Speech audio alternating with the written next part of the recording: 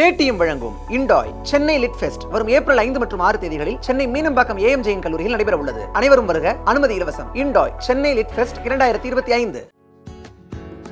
தனது வயது, வறுமை என இரண்டையுமே பொருட்படுத்தாமல் சிவகங்கை மாவட்டத்தில் லாடனேந்தல் கிராமத்தில் தற்போது ₹1 இட்லி வியாபாரம் செய்து வரும் மூதாட்டி சின்ன பொண்ணுவின் காணொளி இணையத்தில் வைரலாகி வருகிறது.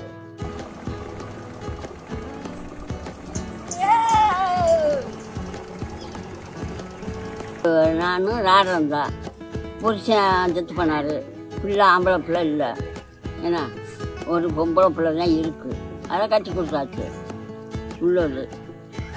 இதை வச்சு ₹1 வச்சு பொழைக்கிறேன். கடனும் கப்பும் கஞ்சியும் இல்லாமல் தண்ணியும் இல்லாமல் அலையிறேன். பாப்பாங்குளம் போகிறேன்.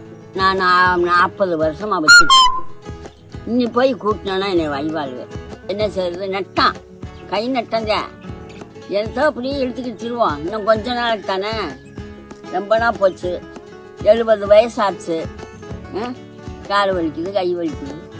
தற்போதைய விலைவாசி உயர்வால் தனியார் உணவகங்களில் ₹10 மேல் ஒரு இட்லி விற்பனை செய்து வரும் நிலையில் ₹1 எப்படி உங்களால் தர முடிகிறது என்று கேள்வி கேட்டால், இவ்வாறு வியாபாரம் செய்வதால் தனக்கு நஷ்டம்தான் ஏற்படும் என்றாலும் 30 ஆண்டுகளுக்கு முன்பு நிர்ணயம் செய்த விலையை உயர்த்திவிட்டால் தர்மம் தலை காக்கும் என்ற தனது கொள்கைக்கு எதிராக போய்விடும் என்று கருத்து தெரிவித்திருக்கிறார் மூதாட்டி.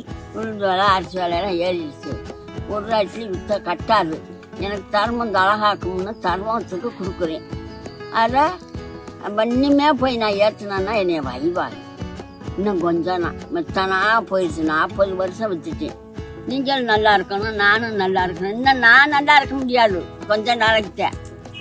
நீங்கள் நல்லா இருக்கணும், நல்லா உலகத்தை பார்க்கணும், உலகத்துக்கு செய்யணும், வாங்கணும், கொடுக்கணும். 4, 6, 8, 10. அவர் எடுக்கிறத பற்றி கவலை இல்லை. வாங்க, சட்னி சாப்பிட்டு பார்த்து சொல்லுங்க.